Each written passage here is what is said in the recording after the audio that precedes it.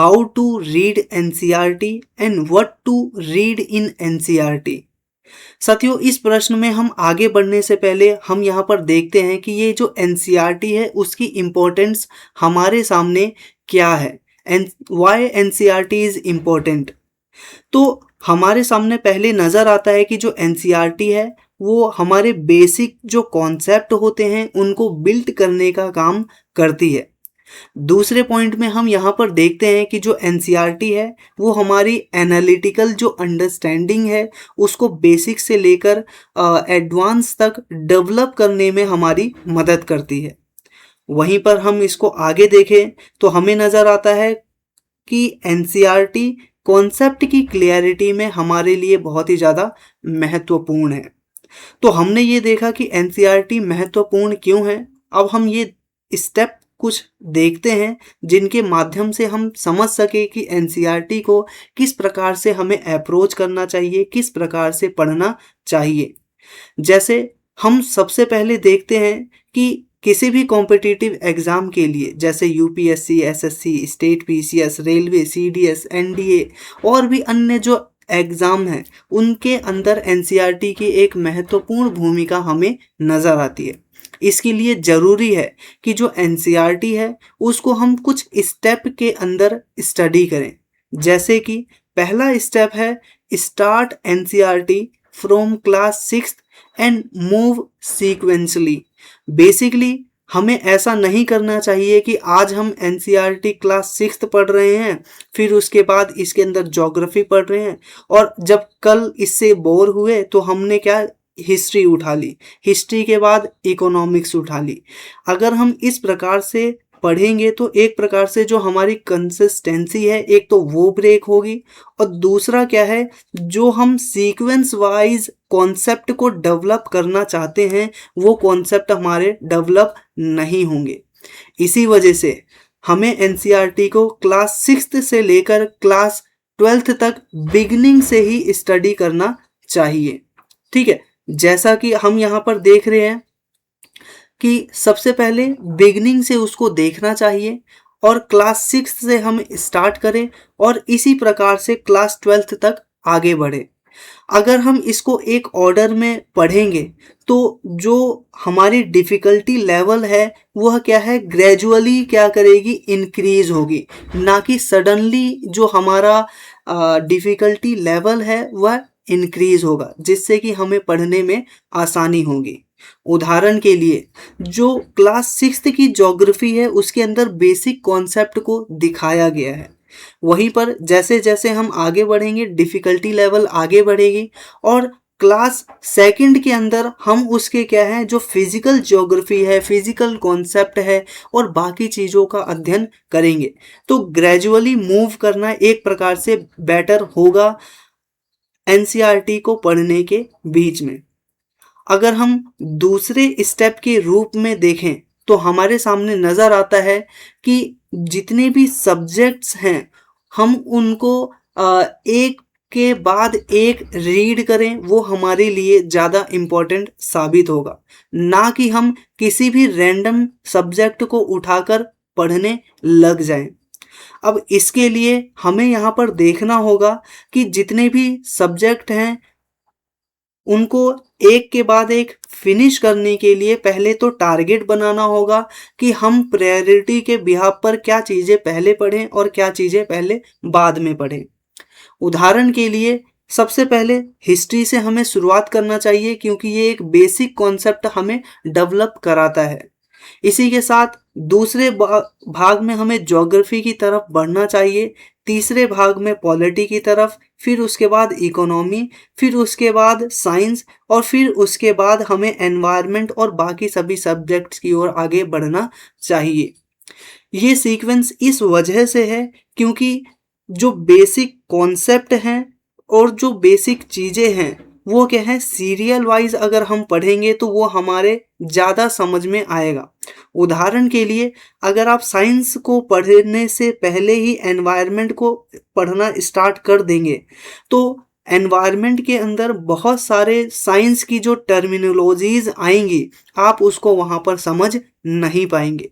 तो इसी वजह से ये जो सब्जेक्ट है इन सभी को इस प्रकार से सीक्वेंस वाइज पढ़ना हमारे लिए ज़रूरी है। आगे हम देखते हैं थर्ड स्टेप के रूप में कि सबसे पहले किताब को फर्स्ट रीड करते समय हमें सिर्फ उसकी अंडरस्टैंडिंग के ऊपर फोकस करना चाहिए। अंडरस्टैंडिंग के ऊपर फोकस करने का मतलब है कि उसका हमें नोट मेकिंग अभी नहीं करना है, हमें सिर्फ और सिर्फ जो अंडरस्टैंडिंग है उसके ऊपर फोकस करना है। जो स्टोरी का फ्लो है वो किस प्रकार से जा रहा है, इस किताब के अंदर मेजर आइडिया क्या है, वो हमें यहाँ पर जानना बहुत ही ज़्यादा ज़रूरी है। फिर उसके बाद आपको एक बात का विशेष ध्यान रखना है कि अभी फर्स्ट रीडिंग के दौरान हम किसी भी पॉइंट को हाईलाइट ना करें। अब हाईलाइट ना करने का बेसिक रीज़न यही है कि अगर हमने हाईलाइट कर दिया तो बाद में हम देखेंगे सेकंड और थर्ड रीडिंग में हमने उन अननेसेसरी पार्ट को भी हाईलाइट कर लिया जो कि बेहद ज़्यादा बेसिक थे और वो आपको पहली बार पढ़ने में ही याद हो गए हैं। इसके बाद हम अगला स्टेप में क्या देखते हैं, सेकंड रीडिंग के दौरान हमें फिर अंडरलाइन करना स्टार्ट करना चाहिए। अब सेकंड पॉइंट में अंडरलाइन क्या क्या करना चाहिए हमें ये ध्यान रखना है। सबसे पहले अगर कोई इम्पोर्टेंट डेट आती है उसको अंडरलाइन करना है, अगर कोई की वर्ड आता है उसको हमें अंडरलाइन करना है। फॉर एग्जाम्पल कल्चर क्या है, इसी के साथ साथ एक्सकवेशन क्या है, हिस्ट्री की डेफिनेशन, ठीक है, ये क्या है कुछ की वर्ड होते हैं, आर्कियोलॉजिस्ट, इनको हमें क्या है पहले हाईलाइट करना चाहिए। फिर उसके बाद हमें डेफिनेशन के ऊपर फोकस करना चाहिए।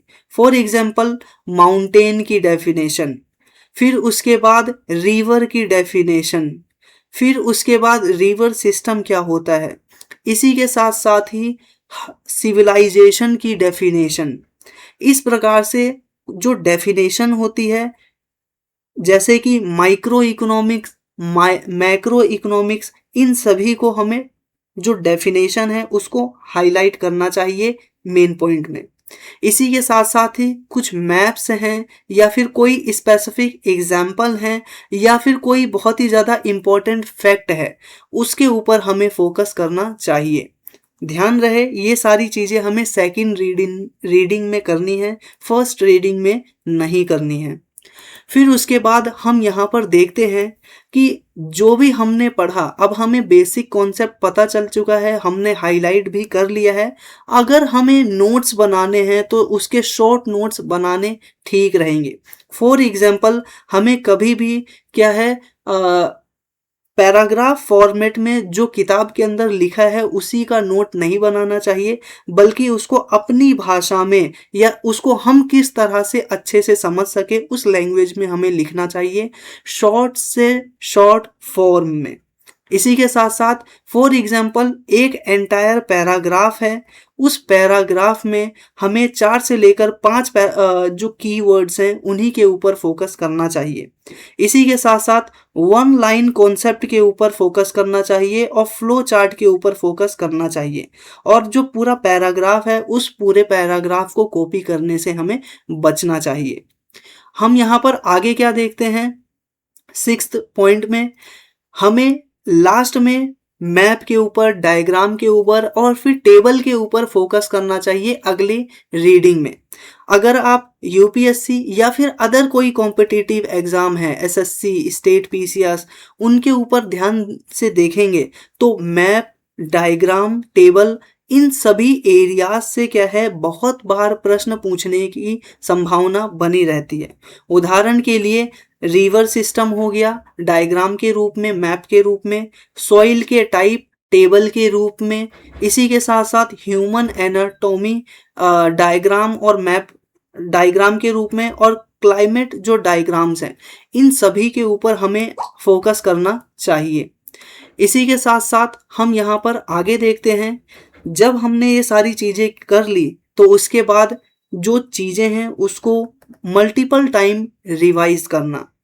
पहले one reading is not enough, इस वजह से मल्टीपल रिवीजन बहुत ही ज़्यादा ज़रूरी है। और इस रीडिंग को भी स्टेप बाय स्टेप करें। जैसे आज हमने कोई कंटेंट पढ़ा, फिर उसी कंटेंट को एक हफ्ते बाद, फिर उसी कंटेंट को एक महीने बाद, ताकि ये जो पूरा कंटेंट है हमारी परमानेंट मेमोरी के अंदर सेव हो जाए।